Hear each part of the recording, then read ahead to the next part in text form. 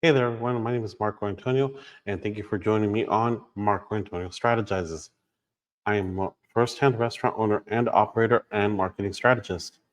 I've had a lot of success growing in my business over these past couple of years, and I've grown my business in a few years from $100,000 a year of my predecessor that was operating at this same location, similar concept, similar everything for over 17 years. And 2 years after that business went out of business, I drew inspiration and started my own business inspired off what the person before me did. And I was able to grow our business to over $1 million in sales a year. And I'm really big advocate on search engine optimization, advertising. We're on a small hidden corner with barely any parking at all. So being efficient and optimized is one of our key biggest things. So today what I wanted to talk to everybody about is hiring people and interviewing people and what that's been like for my newest process. And sometimes as a small business owner, you may feel that you're fortunate and blessed to have anybody that you may get. But that's not the case. I really strongly believe in the old saying, you're only as strong as your weakest link. And with that being said, when you're running a small business and you're trying to scale and grow, every single team member is a it can be and is a pivotal part of your growth and success.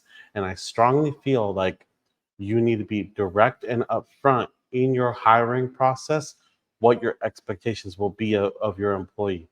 I strongly have learned these past few years and all of my years in the restaurant industry and operating that a lot of business owners, restaurant owners that I can relate to have really taken hands back on their hiring process. That what I mean by that is you hire somebody, but you really don't direct them or correct the employee when they're not performing as expected. Because hiring and firing someone can be very stressful. But the way that I do it, and I give a pretty lengthy speech during my hiring process and interview process, and I let the candidate know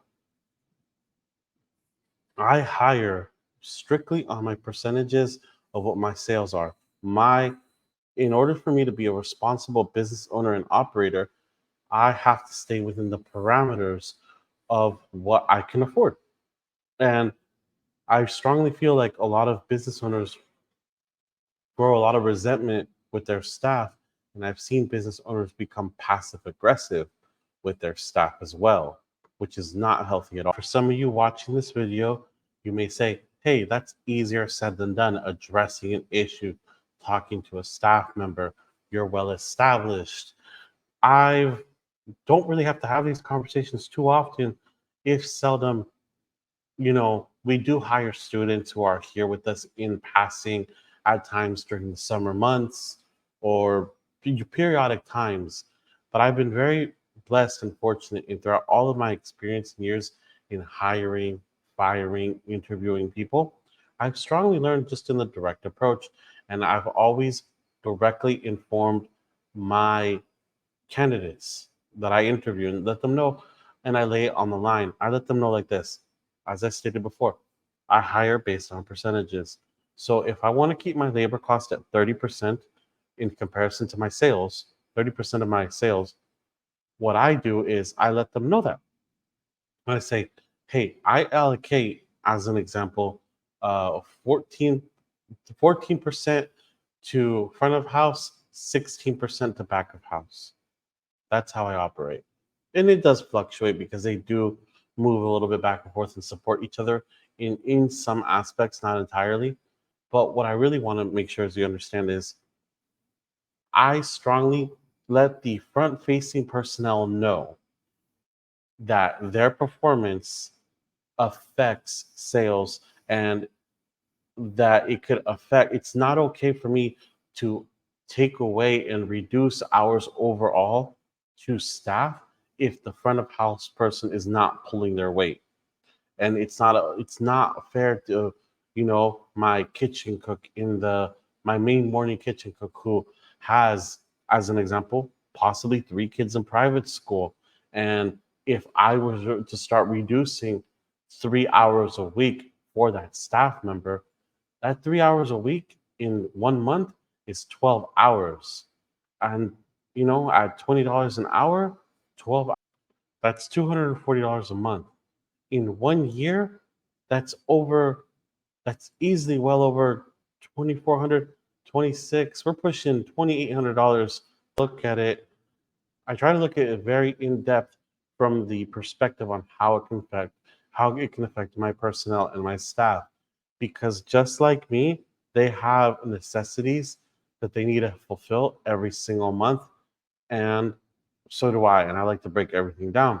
They have phone bills, they have rent, mortgage, just like I do, all the basic needs, just like me.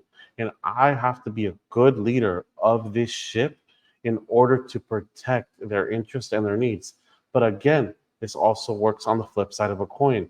I also cannot harm or impede on the hours that I allocate and have given my front of house if the back of house is performing poorly as well, because their output and the quality of their output and the speed of their output has ramifications for and affects the overall income level of the business as well. So I do expect a proper attention to detail and a proper attention to workflow coming out of that kitchen as well. So it's not fair to the front of house member who is dealing with 80 to 100 different personalities a day and different transactions, and who's putting on a great smile, upselling, and for the other half of the formula, which is the back of house, to drop the ball. That would not be okay. So I'm very, very big on the even distribution of consequences and even distribution of responsibility.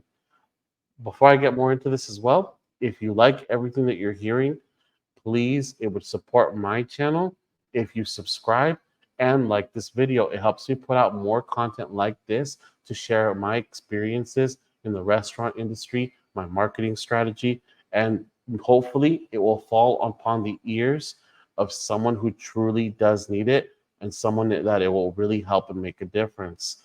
Also, I have a free VIP community. It's a limited time for free right now. It's in the description below. It's in the school program, Optimized Performance Strategy, and there I do live Q&As to help like-minded people. And I will be also posting items in our classroom as well for marketing strategies that I implemented to help grow and scale this business, my business, and that it can help your business as well. So again, please like, comment, and subscribe, and let's get on with this show. As I stated, allocation of responsibilities, consequences. I'm a very big, firm believer in equality in that fashion. Also, as I onboard and interview possible candidates, I let them know this is at will employment, and we do expect a certain level of professionalism, accountability, and I again always let them know that their actions have ramifications not for themselves and but also for their personnel and for their coworkers. And if they are not prepared to handle their their job in that capacity, then this is not going to be the place for them. I vet people extremely thoroughly and make sure that I get them to understand this every time I interview a candidate. I let personnel know that that is the severity on how I take the situation, because as captain of the ship, when you are manager, business owner, and operator, not only do you have financial responsibility and ethical responsibility, to how you conduct yourself and how you are portrayed. That is your reputation. But for everybody on board of this ship, which is my business, I have to make sure that I vet people so thoroughly, because I don't want to introduce a disease, because a bad employee, either through their actions, actions and performance, um, can spread, and the ramifications do spread, quick like a disease. And I owe it to all of the people that have entrusted their livelihoods and their income, which affects their livelihoods and their families, and it echoes, into their children that we provide for. If I have people who I have staff members who depend on this job so much because they are paying out of pocket for insurance, for medication for their elderly grandparents. I have staff members who have less responsibilities, and they are able to have much more liberty with their finances. Regardless of that fact, on however they may conduct their finances, that is none of my business. I have an ethical responsibility to my staff members to always fulfill and always give them what I promised them, and in terms of the amount of hours. If they ruin that for themselves with their performance, then that is the position that they put themselves in. And I've fairly warned them of the ramifications, because I will always allocate the hours for the best performer, because I have to think of the entire ship as a whole. And I have to plug any leak on board this ship that before it can sink our ship. So I make sure every single person, when they're coming in through these doors as a potential candidate to join our team, that is how I address them. And I let them know I vet very hard, only because I owe it to my personnel. And if they're prepared to be a part of a team like this, then they will make it just fine. But if they're not prepared to take it with the seriousness that it deserves and respects, this is not the team for them. We are a very hard, fast, efficient working team. We are very friendly. We are very aware of our surroundings. And this is a customer service situation. May it be in the kitchen. If you're in the kitchen and you messed up an order, there's no time to argue about it. We just fix the order if we made a mistake. Same thing with you in the front. You have to learn how to deal with people when they're angry and sensitive. Some people call it hangry, and learn how to de-escalate situations to improve the overall customer experience. So, and another thing that I want to add on is, when I hire a staff member, I can tell them, hey, I'm going to give you 32 hours a week, and you can bank on that. And just like back when I was saying about the difference in liberty of finances and commitments my other staff have, I bring everyone on with the mindset of, for all I know, you have this as your second job, and you need this to buy medication for your sick grandparents. And that's why you have this extra job, and you need this income. So if I promise you 32 hours, that is what you're going to get. But I also have to be able to depend on you as a staff member. I don't hand out paychecks for slight participation and for attendance. I hand out my paychecks because you are here and you're performing, because I am legally obligated to pay you because you're here, but it's also my decision if you continue to stay employed here. So I want to make sure that I've learned throughout my years that when I hand out a paycheck, there's two different types of paychecks you can hand out.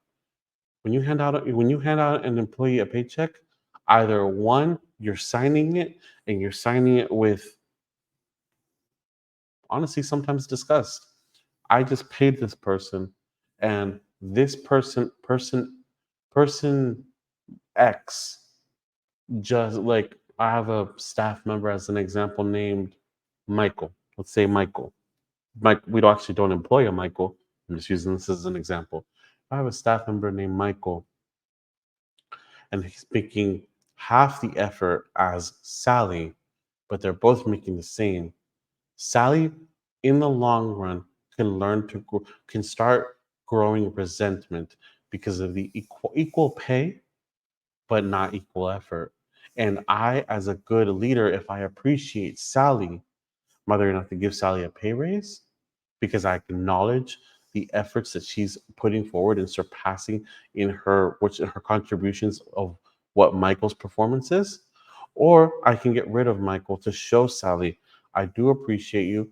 Michael's not pulling his weight, and we're gonna go put in another person who is going to be here to really back you up. And you have to learn how to watch for all of those things.